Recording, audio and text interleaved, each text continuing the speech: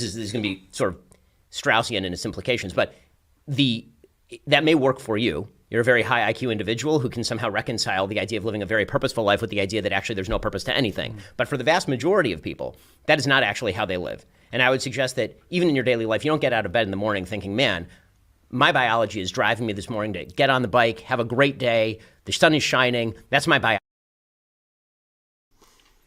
Well, that's true, but the debate needs to go out of the whole domain of what helps people and what makes them feel good and what's good for them and for society. Because that has nothing to do with what's true or false. Again, that might be something we can draw out as an implication of what's true and false in this debate. The whole debate is wrong-headed. I mean, how do we know what's good for society if we don't know the good? And every way that this argument goes in this discussion so far, it's already just assuming that there's a common ground idea of what the good is. So what he ought to be doing is pressing Alex O'Connor on the good, the justification for the good, and pressing the deterministic naturalist fallacy, which O'Connor has already committed to. Biology doing this. And I don't think that most people who live purposeful lives, even if they believe that everything they're doing is predetermined by the world around them, by their own biology, I don't believe they actually feel that. They have to engage in what they themselves would term an illusion in order to feel a sense of purpose and meaning in their lives. Of course, but that's what the evolutionary process, in my view, in my worldview, I should say, has done so well, is provide precisely that illusion. I mean, it's not as that... Wait a minute. The evolutionary worldview has provided that illusion? Is that what? Let's feel that. Make sure he said that. That they have to engage in what they themselves would term an illusion in order to feel a sense of purpose and meaning in their life.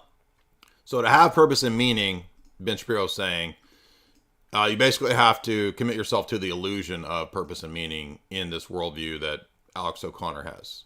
So I'll make sure I heard him say this. Of course, but that's what the evolutionary process, in my view, in my worldview, I should say, has done so well, is provide precisely that illusion. I mean, the evolutionary worldview has what?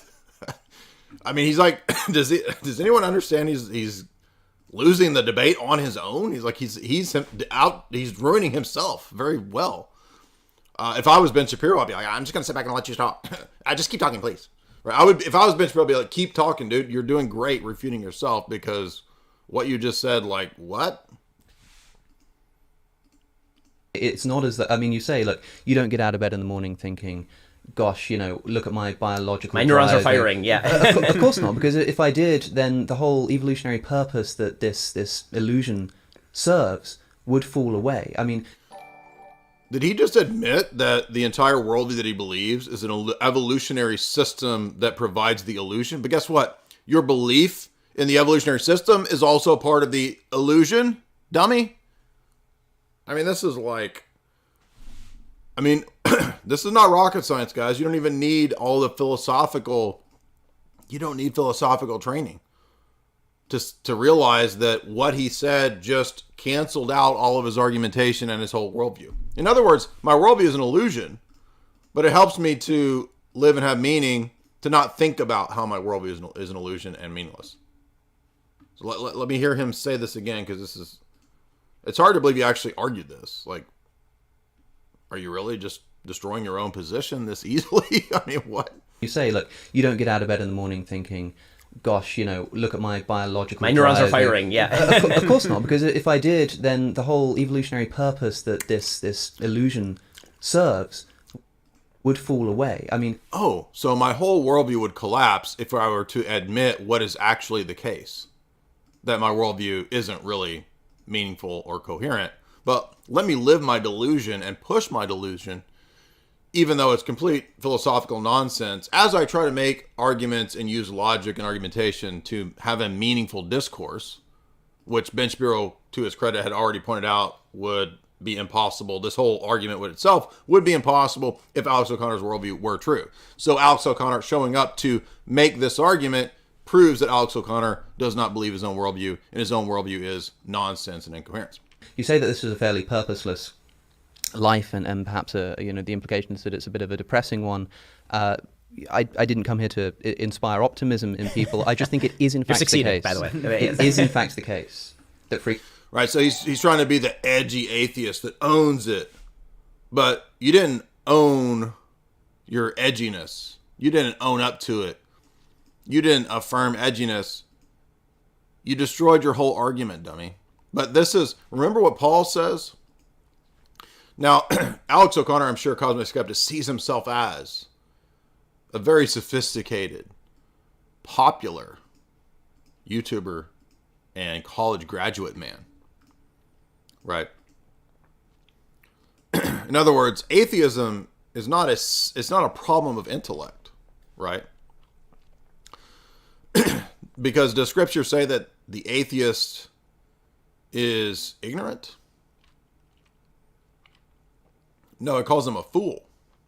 Does Romans 1 say that men just don't know because they haven't done enough syllogisms and enough Aristotelian logic? They just don't know. No, it says that all men know and are guilty because they suppress the truth deep down. So deep down, Alex O'Connor almost told you that he knows his worldview is total bullshit. Because if he were to admit what it really is, the illusion of the coherence and the rationality of the evolutionary worldview and survival of the fittest and all the stuff that he thinks is meaningful falls away as an illusion and is actually meaningless. But he will not admit that because he's committed to a delusion, which is not ultimately about reasoning and intellect. It's a problem of pride. Atheism is spiritual delusion, as the church elders say. It's not an intellectual problem. Atheism is an intellectual choice that is a result of a moral problem, a spiritual problem. Do you guys see that? And why that's the case? The world doesn't exist. And we may feel very nihilistic towards that, but as a wise man once said, facts don't care about your feelings. And I will say that the argument... Well, wait a minute. If facts don't care about your feelings, then facts also don't care about your chosen delusions. And if your worldview is an admitted chosen delusion because it helps you to have meaning, which you already admitted it's all a lie, then all of your arguments are also delusions and lies. Oops. Against free will, in my view, is based upon something broader than just scientific analysis or empirical research. Rather, we can build an argument, I think, from a law of logic, the proposition that P must either be true or false, and it can't be both, it can't be neither. It has to be one or the other.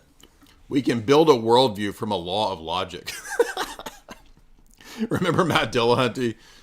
I don't know what transcendental categories are, they just are. So this is a magical, irrational faith in something that he calls a law of logic, which in his worldview doesn't even make sense. He believes in a determined, chaotic, meaningless, dysteleological universe of presumably of pure matter. I assume he's a materialist determinist.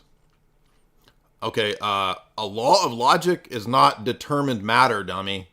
It can't be. So what is it? Oh, it's an invariant, abstract, immaterial. Oh, but wait a minute. You don't have a basis to believe in those things. Because the same argumentation that you would use against a immaterial, invariant, unchanging God is the same argument that undercuts and destroys your belief in abstract, universal, metaphysical principles like laws of logic. Duh. This is just the Bonsenstein debate all over again. You don't have a basis to believe in a law of logic. Laws of logic make sense in a theistic worldview. They do not make sense in your worldview. And you just admitted that it's an illusion anyway that falls away if you were to admit what's really going on at the biological level in your worldview. So basically saying, all my arguments are delusions. They don't exist, but accept them because it helps me look cool on the internet, which he doesn't look cool, but anyway. Now, this law of the excluded middle, one of the foundational precepts of philosophy, we can simply ask a question of any kind of mental activity. And this will be regardless of whether it's material or immaterial. That's what makes this a crucial argument and an important one. I'm sorry, and how do you give an account for what's immaterial in your worldview as a determinist? I mean, I'm sorry, I feel sorry for you guys. It's a disservice to you guys that this is what the masses are presented with as the height of intellectual sophistication is cosmic skeptic, right? I mean, college is not a place where you're taught to rigorously, critically think. College is a place where you're indoctrinated to be churned out as an Alex O'Connor. Does that make sense? One is that you can ask of that mental activity, is it determined or is it not? That is it determined by anything else or is it completely undetermined by anything? If it's undetermined by anything, then it's random, and you're by definition not in control of that which is random. If it's determined by something, then it's either determined by something further inside your mind or inside your brain or indeed inside your soul, or it's determined by something external to your brain. If it's determined by something external to yourself, I should say yourself rather than your brain here to rid this conversation of any implicit materialism, exterior to your... Wait a minute. Rid the conversation of materialism. I mean, aren't you committed to that? I mean, I'm not going to grant you that you have a basis to believe in anything immaterial in your materialistic universe or worldview, which you seem to be wanting to do now that you're talking about minds and selves. Excuse me, those are metaphysics. And the same chopping block that would cut off God for you in your worldview are also going to cut off things like minds and selves and laws of logic. Do you not get this? Atheists, you guys are super low IQ. I know it's hard to get you guys to understand this, but the same chopping block that cuts God off cuts off souls, selves, consciousness, the will, the good, laws of logic. Can you not see this? And yet here you are, every time you make a sentence, assuming laws of logic, meaning, telos, etc., etc., etc. Okay, right. So now that we all admit you're doing that, we need to hear an account for that. What is your account for your use and your belief in these things, which you've already admitted, by the way, are illusions and don't work? I mean, I guess the audience is just being gaslit, I guess, and everybody just wants to be gaslit. They want to be, lie to me, please. Yes, please spank me. Intellectually spank me, please, Alex O'Connor. Please, I want Stockholm Syndrome because the atheist arguments are good, even though deep down I know they're complete nonsense. Please, intellectually spank me. I'm a bad person. Self. If that's what's determining the action, then clearly you're not in ultimate control of that action.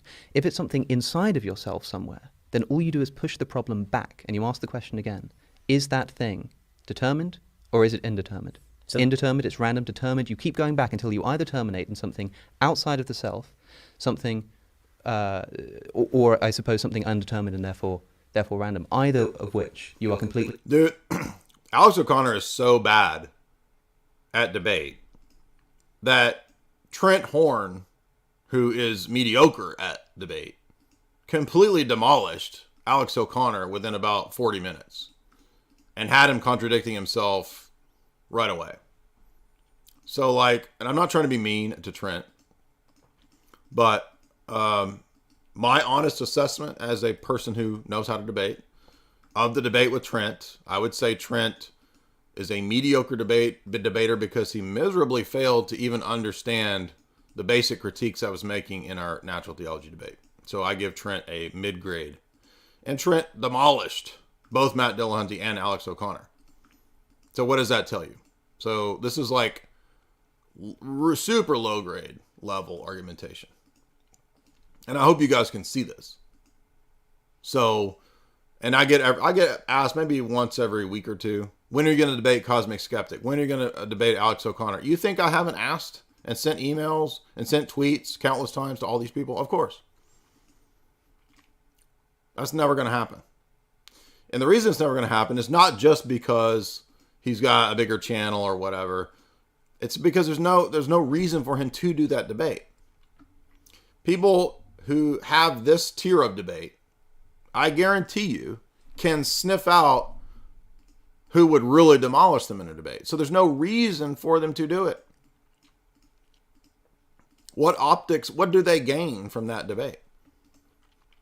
Because the majority of the population has already figured out that they think that this is high tier debate.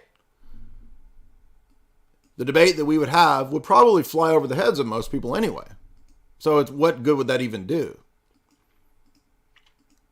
And it would only draw away the smarter aspects of Alex O'Connor's audience into theism or into our camp, right? So there's really no advantages to debating people who might beat you in a debate. And I think deep down they sniff it out. They know that I better stick to people in my wheelhouse, right? That I could probably hang with. Why would I debate somebody who, has spent 20 plus years studying epistemology, metaphysics, when I can have a much lower tier, much more pop-friendly debate?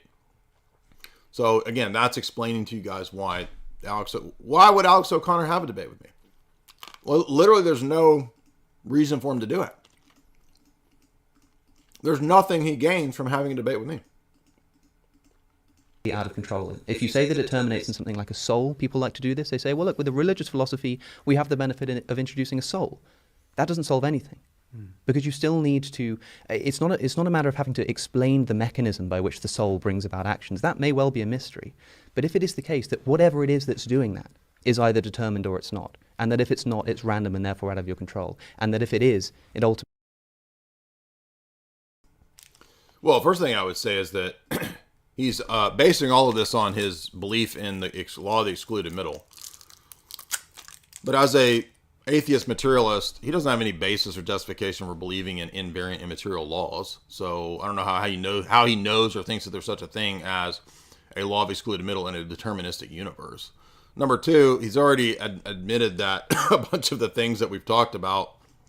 Now he's arguing like there are souls and minds and selves, which he has no basis for either. So I don't know why we're supposed to think that those things exist in his worldview and why he's going to use those things and appeal to those things. Unless he's a car salesman and he's selling people obvious contradictions and lies and gaslighting people, which could be the case. But it's a false, it also could be a false dialectic, right? Like his argument was that from the law of the excluded middle, all of our actions are either completely determined or totally chaotic. Well, maybe a person is a unique kind of metaphysical thing that can be influenced by different types of things. And so their choices are neither totally biologically determined nor totally random. Maybe free will is a unique metaphysical category that doesn't fit into your bizarre, arbitrary, ad hoc either or, right? And he's going to say, oh, now you're attacking on unknown and unprovable metaphysical things. Oh, yeah, exactly. Like what you just talked about for the last 5 minutes. Unknown, unprovable metaphysical things in your worldview that make no sense. Do you guys understand the strength of presuppositional apologetics? Presuppositional apologetics is an immediate IQ test to eliminate from the outset everybody mediocre and under. It is the litmus test of mediocre and under immediately being canceled out. That's the strength of it when you understand what we're talking about. Ultimately terminates in something outside of yourself or something random, and both of which are out of your control. Free will cannot exist. Well, so I would be careful. That argument does rely on the complete deconstruction of the self. Right? I mean, you're using the term self in this argument in, I think, a couple of different ways. You're saying something outside yourself, but then you're breaking down the self into a bunch of separate components as though the self is a computer. Right? As though if you took the self and you broke it down into a machine, and there's like Yeah, I like where he's going here. Like, this is the direction I would go in. I would point out all these different metaphysical terms that he's used as if they're things that he can appeal to when his worldview excludes the possibility of those things. Excludes them being coherent. Microchip, and you've got the processor, you've got all these different parts of it. So it has to be coming from here or it has to be coming from here. But I think the very idea that we have of ourselves as selves is as a deciding being. And so the attempt to carve that down into, so which... Yeah, this was my point. So he's saying what I was saying through an analogy. So I agree with him here. Parts of the deciding being, that is an avoidance strategy. So I don't think that the argument quite holds. Well, if we can call the self just a deciding deciding being. Call it being, a deciding being. then that sort of fundamental assumption that we make about the nature of the self, I don't think is going to be incompatible with atheism. This marks the potential start of a third. These AI ads, these deepfake ads are getting totally ridiculous, right? Like every day there's like it's like Michael Saylor, Donald Trump. Hello everybody, this is Dr. Phil, and the government has lied to you about the checks that you can get if you sign up here on this app, right? It's like the worst, stupidest deepfake ads ever. I get them on every video.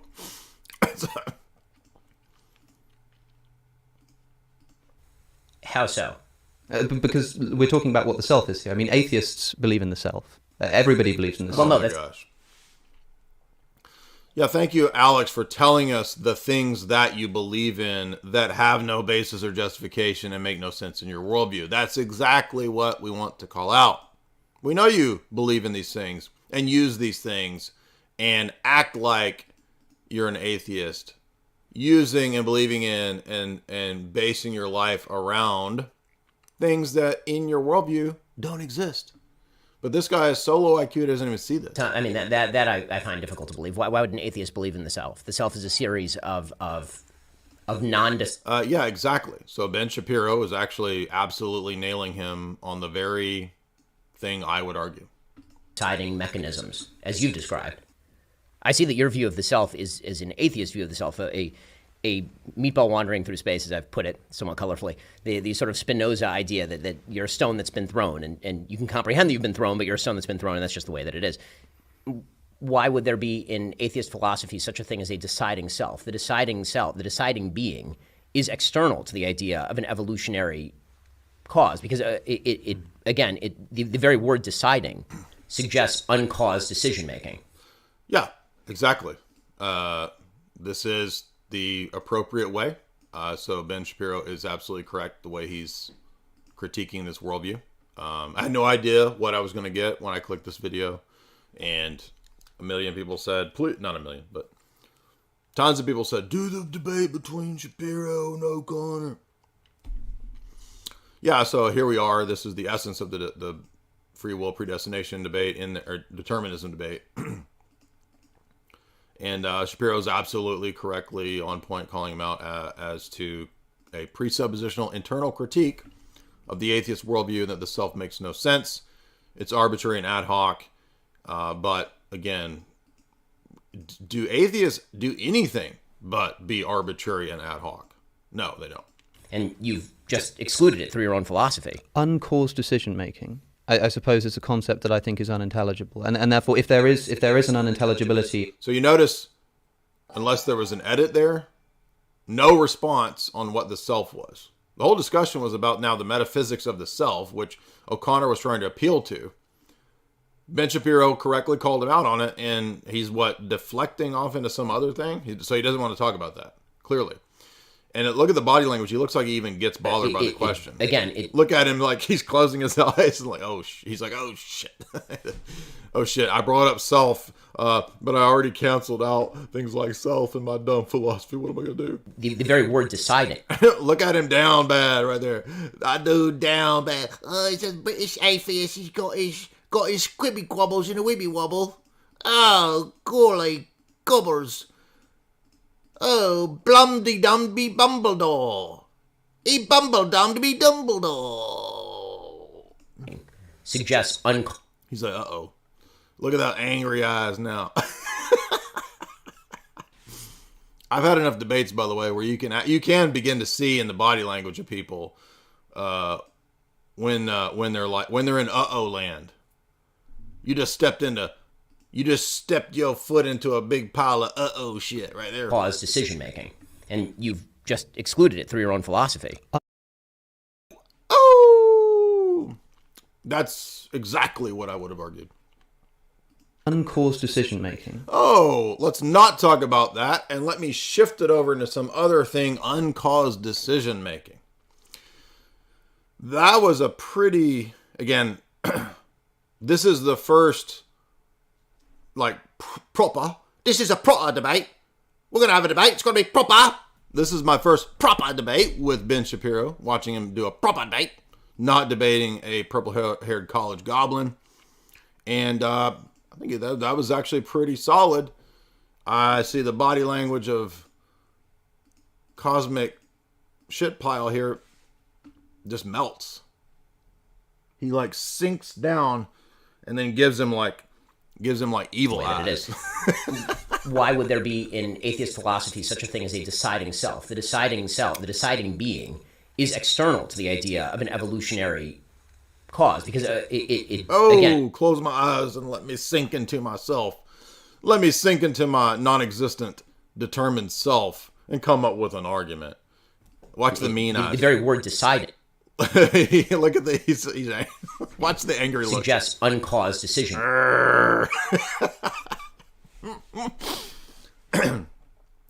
So, and I give credit to Ben Shapiro for handling it in a friendly way.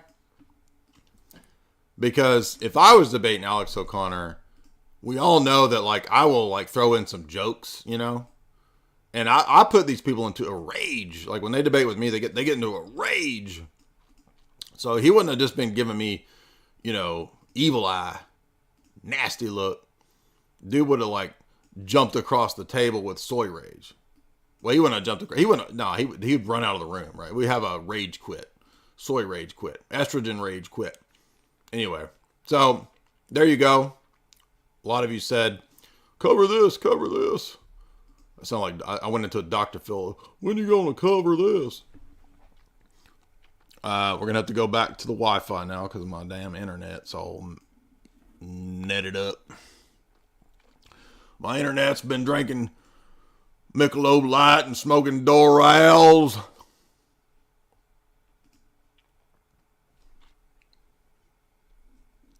So hold on just 1 second. Everybody's going to be fussing. Where's stream go? Where's stream go? We didn't even end up talking about aliens tonight. We ended up talking about this goofy debate. But it was exactly... I wonder if Ben Shapiro listens to arguments we make, though. Could be. Could be. Now we got to talk about aliens, though.